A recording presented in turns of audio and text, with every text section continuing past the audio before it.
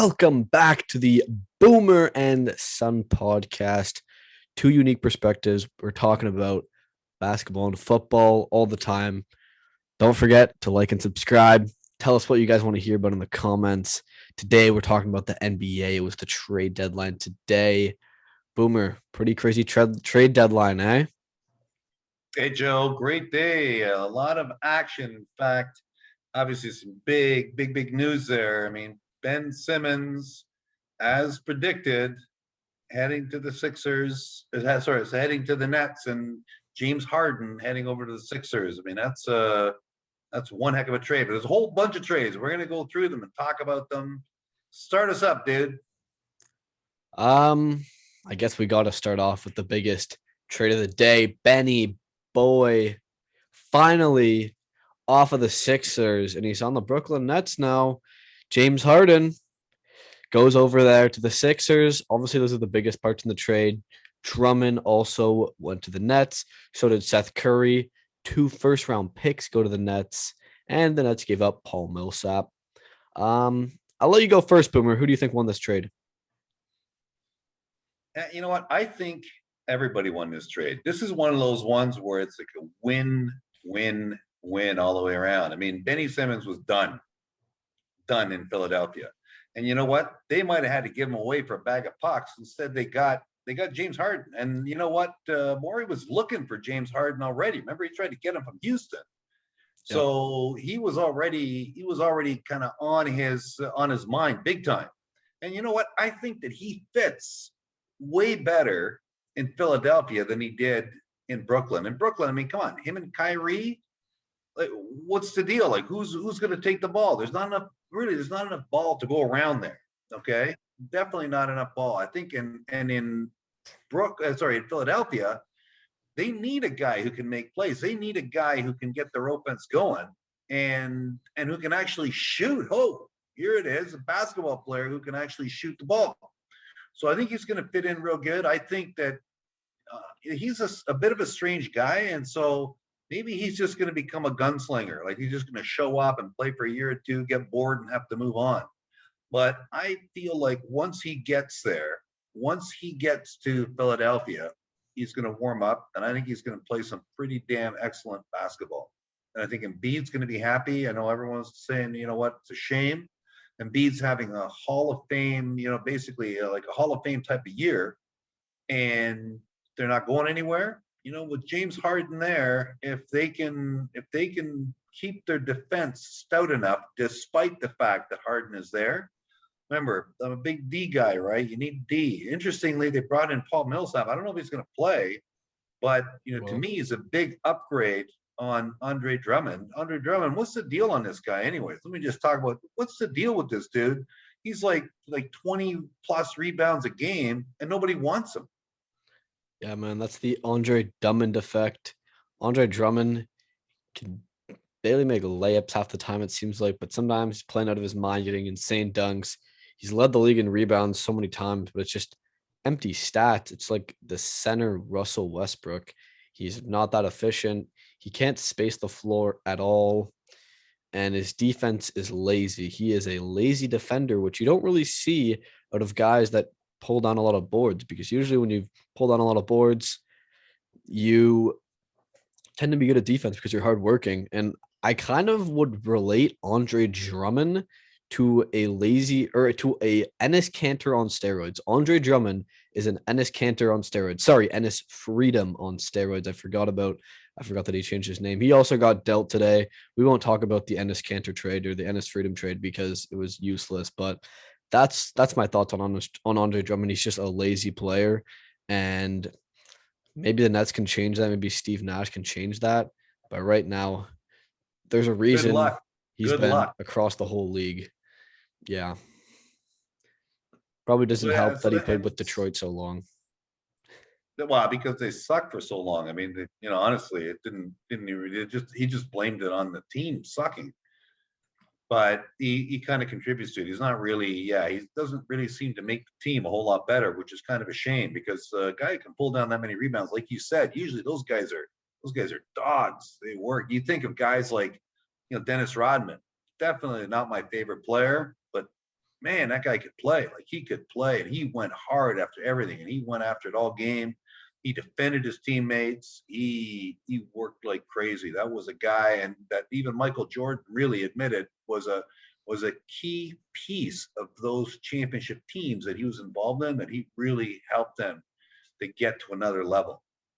So yeah, Drummond's gone. Millsap, maybe he's going to find some of his magic. Again, he's a very, very strong defender inside. I mean, so maybe he'll help strengthen their defense even more. I mean, they're obviously they've got Embiid, who's very good defender. On the flip side, I think that Ben Simmons has got now two like unbelievable shooters.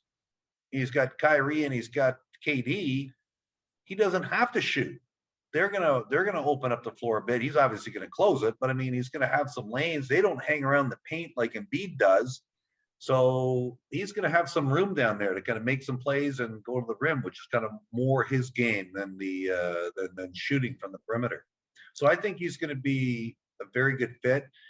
He's going to have to accept the fact that he's not going to have the ball in his hands as much because Kyrie's going to be handling it more. But I think all in all, I think that will probably be a very good fit and better for him. And you know what? He's out of the situation that he was in. I hope to God that during the time off, he's been working on his free throws, for God's sakes, and his shot. Be nice to see him shoot more than 30 or 40% from the free throw line. I mean, that was disgraceful. And also, you know, you hope that he's going to take it to the rack and not pass and give away layups and stuff like that, like he was doing last year. Because again, that's not something that you could do, and hope that your team is going to be successful. Yeah, it's going to be interesting. Ben Simmons on a championship contending team again. The guy's been pretty lucky, everyone since he was drafted. I guess we'll have to see what he's worked on this last year. He hasn't really played at all. What if he starts raining threes, man? What if Yeah, I was thinking about that. Threes. Yeah, Ben Simmons, Ben Curry comes out. He just starts ripping them. That would be crazy, and I wouldn't be. No, I would be super surprised. I was gonna say I wouldn't be surprised, but I would be. I think at the first couple of games, he's gonna take some threes just to kind of show like Philly, like look, like kind of just like look what you traded away, and then the confidence is just gonna go, just gonna go downhill after that. I can't really see him shooting a lot of threes long term. But yeah, I think it was kind of a win-win and also a lose-lose for both teams. Two teams kind of just put in a horrible situation. I guess they made the most out of it. Honestly, two losers, James Harden and Ben Simmons. Who knows, though? Maybe they just kind of needed a change of scenery. We've already kind of seen this story happen once with Harden. So, no, I guess we'll see. He's got something to prove now. It would be great. It would be great if we could see a Brooklyn-Philadelphia series in the playoffs. I would love that. It would just be so entertaining. Harden kind of going at KD in the playoffs. KD going at Harden. Benny Boy going at Embiid. That would be great. But I think Embiid would smack him. Hard foul him. Big time. It would be interesting. He's going to kick his ass. They're both going to be playoff teams, so it's definitely possible. I think those are the 1 and 2 teams in the East right now. So that would be an awesome playoff series. But I guess kind of on the note, talking about the playoffs, there's a team on the outside looking into the playoffs, and they're kind of acting like they're a 5 or 6 seed, and that's the Sacramento Kings. They're making win now moves, giving away their future. What are they doing? First, they trade away Halliburton for Sabonis, and now they trade away Marvin Bagley for DiVincenzo and Josh Jackson. Like, they're kind of making moves for guys that are more established instead of looking for the potential, but they're not really close. Like, they're making them a 13 seed into an 8 seed. I don't really understand what the Kings are doing. I think the Kings front office, they've been doing some drugs up there. There's no really other way to put it. Those guys, I don't know what drugs they're doing, but I think it's got to come to my university because it's stuff. They're on Mars. They're the first guys on Mars out in Sacramento. So I have no idea what they're doing. I don't know if they think De'Aaron Fox can win them a championship right now. I thought maybe Halliburton could have been that guy, but They could have got Doncic. They could have got Doncic. So yeah, what are your thoughts on that one, Boomer? Kind of on this trade. Well, Sacramento is a pretty head scratching front office. I mean, you know what? Everyone makes mistakes, I guess, in the draft, but I mean, man, they missed on Doncic and Trey Young with Marvin Bagley. I mean, man, that's a that's a big miss, big miss. And now Bagley, they're trading number 2 for DiVincenzo was what, number 17 in the same draft? Yep. What the hell? So like, you giving up on him? I guess what they're thinking is that really his contract's going to expire at the end of this year. Is going to be time for them to sign a big contract, and they haven't seen enough from him. And they're right; they haven't seen enough from him to give him a big contract. There's no way. And that's not to say that Marvin Bagley will not become a much better player over the next 3 to 4 years. He's a big, and sometimes some of those bigs, they take a while to really develop their game. But you know, I see why they sent him off. But did Detroit? I mean, he went to Detroit, right? Yeah. Yeah. I mean, Detroit, he might be a jewel. Like he could, you know, crap the bed even when he gets to Detroit, but he could be somebody very, very good. A nice piece to join that team. I mean, DiVincenzo, I don't know. I mean, really, is he that good? You really think he's going to make a big, big difference? Yeah. Josh Jackson, another like younger guy, but yeah, they didn't really get anything. I don't know. I thought Sacramento kind of lost that deal. Um, I don't know. I think the Sabonis thing was worse, to be honest. Like, let Halliburton develop. The guy apparently cried. There's a report that he was crying after he got traded. I mean, That's kind it's of sad. it's sad. He wanted to play there. He loved the city. He embraced the city. Honestly like he's a top 5 player in that draft. This guy could potentially be a superstar. He's already in the Rising Stars game this year. He's only in his second year. He's averaging 7 assists. That's not normal. This guy is special. They're just not patient. I don't know if De'Aaron Fox said, put some pieces around me or I'm leaving. I'm requesting a trade. And that's why they're doing all this. But I don't honestly, Tyrese Halliburton, you should not be crying leaving Sacramento because this is a poverty franchise. And they're a joke of a franchise. And I guess they just think that they're better than they are. Like they're acting like they're like a 6 seed or a 5 seed and kind of talking about a 6 and 5 seed. Boston Celtics made an interesting trade today, acquiring from my San Antonio Spurs, our San Antonio Spurs, Derrick White for Josh Richardson, Romeo Langford, and a first round pick, top 4 protected. It's kind of an interesting team trade for both teams. Who do you think won this trade, Boomer? Spurs big time. And I think, you know what, like I said, the other trade, I think that White won as well. Like, I think that he'll do well. I love White. He's fantastic, fantastic player. He works hard, plays hard. He's inconsistent is the problem. And that's been something that's really plagued him because I thought he was going to turn into one heck of a player. And maybe in the right environment, maybe in Boston, he's going to find that he's in a better element. That they need him more. There's a lot of competition at the guard position in San Antonio right now, and maybe I don't know, the pressure of it was getting to him. But Josh Richardson really brings the same kind of game, like a better game. He's a better perimeter shooter, but he's also very inconsistent, right? That's the problem with these guys. You know, you really need somebody to kind of play consistently game in and game out, and neither one of them have that. I know you're making fun of Langford, like he's just kind of some guy they tossed in there. But I mean, this kid, you know, Mr. Indiana basketball, played at the University of Indiana, put up some pretty amazing stats when he was there. He was a one and done. I think, you know, give this kid a bit of time. He could turn into something special himself. So let's not write off old Romeo just yet.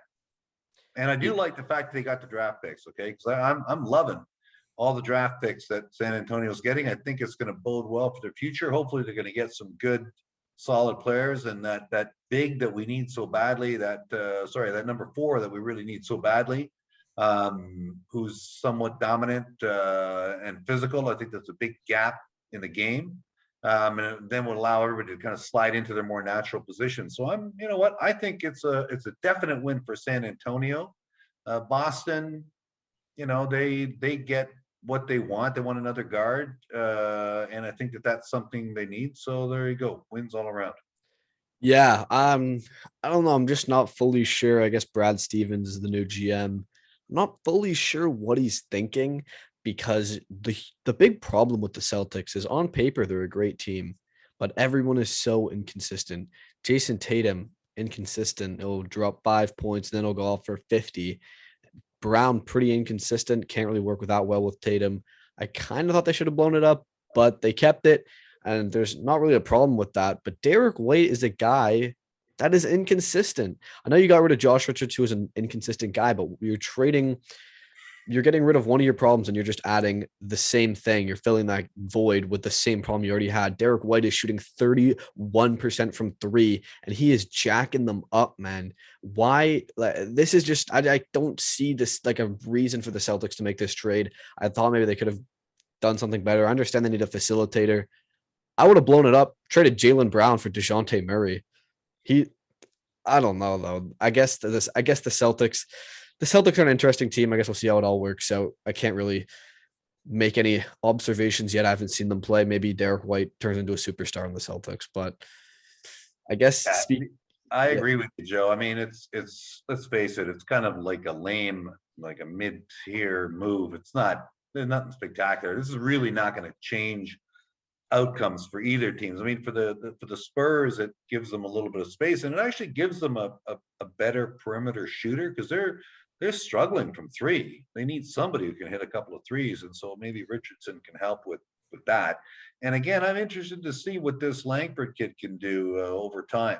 Very interested. It's only his second year, right? I think it's his After the first third. I round, think I it's think his it's third. I think third it's his year. third year. Yeah. Oh, 15th pick, give him a chance. He could show us something pretty interesting. Again, the Spurs are overloaded right now with guards, so they certainly can move some people. I mean, they got Primo on the way up, so I'm not sure really how much opportunity he's going to have, but Yeah. I'm still always intrigued by young guys. I like getting some of these young guys to play and get a chance to show their stuff. I mean, he's won, as a certainly as a high schooler, he won big time, and I think he's got some potential. Yeah. And I think the most important thing is the pick. And we're looking at the San Antonio Spurs dynasty completely die. I mean, with DeMar DeRozan, it was pretty much dead. Now it is completely dead. They are on tank mode. And it brings up an interesting question. Boomer, you've seen all of the years of Greg Popovich. I was not even alive for all of them, but is this Greg Popovich's last season, or do you think he wants to sit through this whole rebuild? Oh, I don't think it's his last season, Joe. That's a good question. I mean, he's getting older. He's deep into his 70s now. But the guy loves basketball and wine. Hey, what better combination can you have in life? I mean, really, wine, good food, and good basketball. Very smart guy. He is sadly he's a widower now. He lost his wife. I think his focus remains on basketball, and I think he would be thrilled to build a new team. And we talk about this all the time. I'm watching some of the moves that he's making, and I hope that he's trying to tank some of these games because it certainly looks like it from the moves that he's making. The old, the guy scores 9 points, you take him out. Okay, he's out now, man. Let's put in somebody who's been cold all game long. Yeah. That's kind of a very strange strategy. Some of the starting lineups, even some of the end of the game lineups, have been a little bit kind of head scratching, not really sure exactly where he's going. So I don't think that he would be sad for the team to slip out of the playoffs and to slide into a lottery pick because everybody knows that really without talent, I don't give a crap how good a coach you are. If you don't have that one talent, one special player, at least one special player, very difficult to get deep into the playoffs without somebody who's really special. And you You look at all those teams that are going ahead. I mean, Phoenix, Giannis in Milwaukee. It's Embiid, et cetera, in Philadelphia, and Toronto had Kawhi. I think you need a special player, and really, they're not going to trade for a special player because the cost will be really too high. So they have to draft that player. So I'm with you. I'm very excited about all the draft picks they have. I'm hoping that that the dart lands in the right place and they end up with a superstar that can really move them to the next level. Yeah, So he'll be back, man. He's going to be back because he wants to build team number 2. yeah, it's pretty interesting what Pop is doing. Who knows? Maybe the rebuild was pretty quick, and I guess a team that's had a quick rebuild, driving the number 4 pick last year. Very quick turnaround in the playoffs now. The Toronto Raptors made a little trade today, again with the San Antonio Spurs, trading Goran Dragic and a first for Thad Young, Drew Eubanks, and a second. Unfortunately, they waived Drew Eubanks right away after they made the trade. But I think people don't realize how bad of a locker room guy Thad Young is. You look at him, a seasoned vet. He's good at defense. He's hardworking. He looks like a great guy. He's really good for the youth. And then you think, what did this guy do in San Antonio? Quit on the team. He tweeted bad about them. His wife tweeted bad about them. He talked bad about them on a podcast. He didn't show up to half the games. Is Thad Young really that veteran guy you're going to give up a first round pick for? And Goran Dragic, who was a pretty valuable trade piece for the Raptors this season. Yeah, Joe, I don't know where they're going with that one because I'm with you. And I watched them play last year with Chicago. I was actually quite impressed by him. I thought, man, that's a pretty solid player. I was disappointed with how he played in San Antonio. I was even more disappointed with how he reacted. And I think that that's not something I would expect out of a veteran player who was a true veteran. Okay, he was more like a veteran who's a child, and I'm not getting my way. I'm not sure what happened in the locker room, so of course it's easy for me to talk, but and I'm sure that he's very disappointed he didn't get a chance to play very much. He certainly wanted his minutes, but they didn't have the minutes for him. And I think that Pops doesn't have a whole lot of time for guys who are like moaning and groaning about not getting enough time. So he kind of went into the doghouse pretty quickly. And apparently he knows OG Anunoby, or they have some connection from AAU basketball. And so maybe that will help him there. But yeah, I don't see it as a big pickup for them. The biggest heartbreak for me is Eubanks. I love Eubanks. I love that guy's spirit. I love his energy. I love how he plays. Of course, he's just not like super skilled like some people are. So it's pretty sad to hear that he got released right away. I mean, I guess he got his money, but it'd be nice to see him be able to play again. I really like Drew Eubanks. I think that when he comes to a team, he basically he puts every ounce of energy into the game. Nice to see. He's like a throwback player. Yeah, I think the Raptors really overlooked kind of how valuable Drew Eubanks is, just how hardworking he is. And I really hope that he goes to a contender. And I hope it's a contender in the East. And he kind of just shows the Raptors, look, guys, yeah, why did you waive me? Like, I honestly think Drew Eubanks is better than Thad Young. I know that's a super hot take. And I think the Raptors made a mistake there. Eubanks is an energy guy. He's young. He can still develop. He went undrafted. He's got a lot to prove. He can actually shoot the 3 ball pretty decently.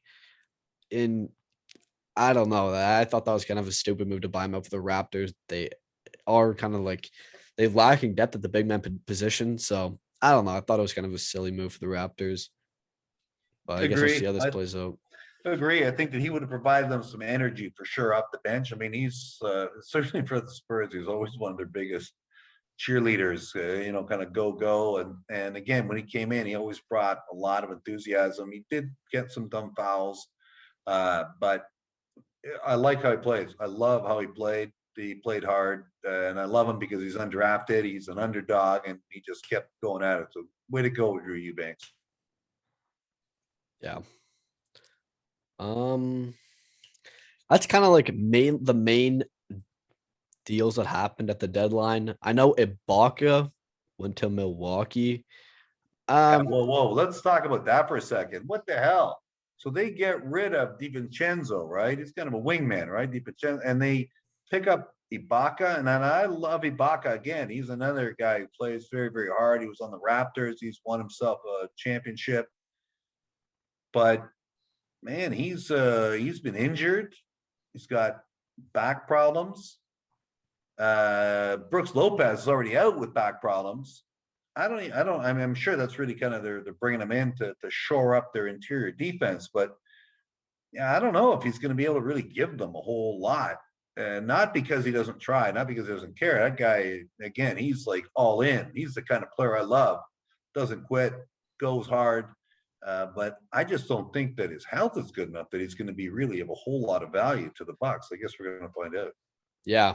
Yep. I guess we'll just have to see how this plays out the rest of the regular season and more importantly, the playoffs. And we'll definitely be here talking about it. And we will definitely be here talking about the end of the football playoffs, the Super Bowl this Sunday. Too, man. I did forget about Kristaps. Actually, I have a couple thoughts on Kristaps Tell me. before we wrap this up. I thought that was a moronic trade for the Mavericks. What are you guys doing? They were trying to clear cap space. Everyone said, you got to clear cap. Kristaps is on a horrible deal. What do you guys do to clear cap?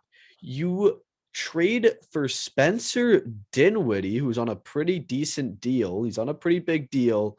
And get this, Davis Bertans, who sucks at defense. He's been a pretty terrible at offense recently. He's a streaky shooter. He craps his pants in big games, and you just gave up Kristaps for him, and they're both on long deals. Luka needs help, and you have no money to get him help in the offseason unless you're going to trade some other pieces. But I thought that was a terrible deal for the Dallas Mavericks.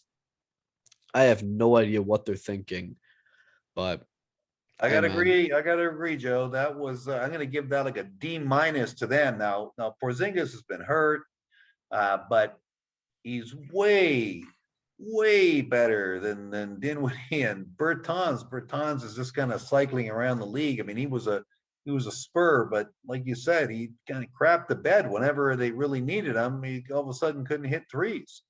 So yeah, I just wanted to mention that because I think that's a bit of a shocker that they would move Porzingis really for a bucket of pucks. I mean, that is not a good trade. I don't think there's good value in that trade. That was moronic by the Mavericks. Luka Doncic is going to end up being like Damian Lillard, just a superstar on a horrible team, just trying to drag them anywhere. No, he's going to be a man on an island by himself, man, trying to do it all by himself. They need to get Mark Cuban to start looking at that team and really decide like how are we going to build around this guy so that we can contend in championships because Luka can't do it all on his own. Yep, as much as he'll try, I don't think it'll be possible. All right, my man. So we're looking forward to the Super Bowl. It was a great trade deadline day. I think it's a great day for the Spurs to really have a chance to rejuvenate the team and really get some real significant talent over the next draft.